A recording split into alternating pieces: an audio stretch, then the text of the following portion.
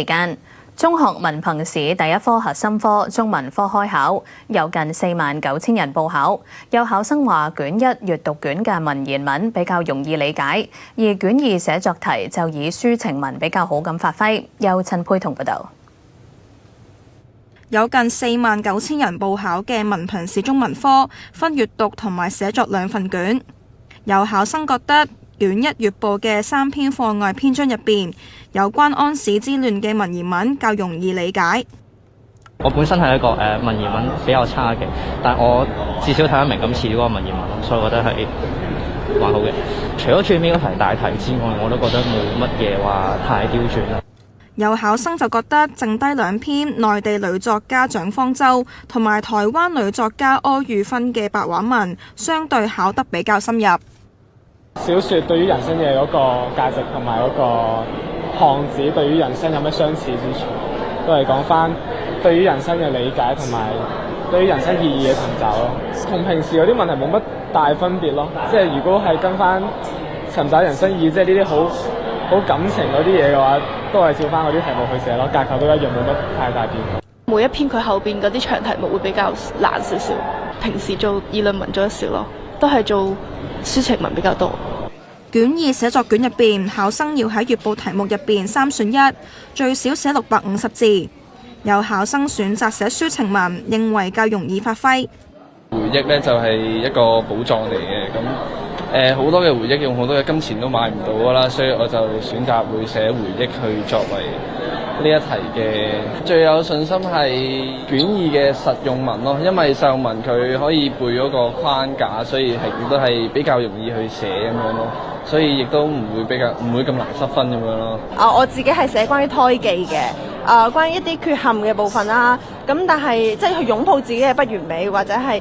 明白到其實可以喺不完美上面添上色彩。我都主要係圍繞住呢個，希望就一切順利，唔好離題。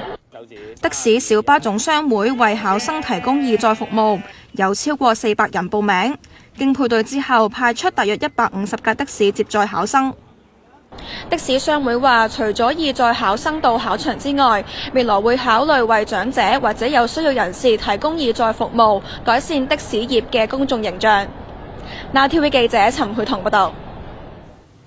今年文憑試中文科筆試卷一，除咗甲部嘅指定範文之外，亦都引用內地同台灣女作家嘅文章出題。有中文科老師話，試卷嘅難度適中，但係考生比較難掌握作家感悟。由羅永思報道。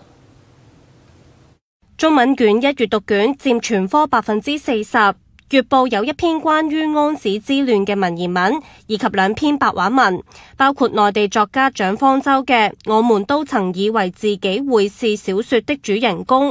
以及台灣女作家柯宇芬嘅《比正路還長的漢子》。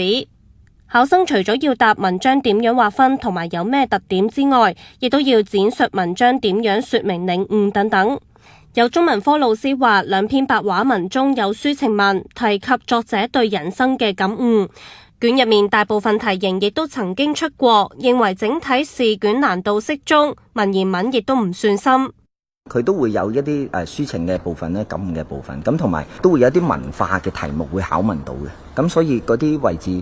都會睇下學生喺嗰個語文平時嘅學習上邊係唔係只係一啲可能好工具性嘅。最尾嗰段嘅時候呢，佢哋會唔係好能夠容易掌握得到呢？究竟作者去嗰個嘅感悟啊，或者佢透過呢個嘅描寫嘅時候，佢想抒發嘅嗰個感情，咁係會需要啲時間去思考一下嘅。咁同埋我估呢類型嘅文章，佢哋可能睇得比較少一啲呢，就會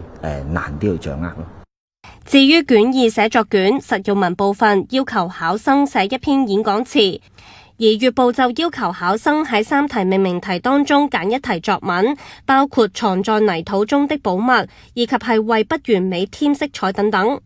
文體嘅寫作呢，同往年應該差唔多嘅，不過今年嗰個睇到嗰個出題嘅時候呢，都要求考生嗰個想像力呢會係重要一啲啊！咁嗰個能唔能夠發揮到佢哋嘅想像呢？呢個就要睇下佢哋臨場嘅嗰個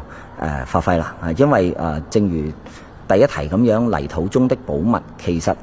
大家都明白佢唔係咁實在，就淨係講一件物品咁簡單啦。咁如果能夠發揮到啲想像去講解到去寫呢條題目呢，咁應該就會好一啲咯。佢又話轉制之後，卷二時間第2年延長去到2小時15分鐘，相信考生可以做好時間分配。Now TV 記者羅永思報道。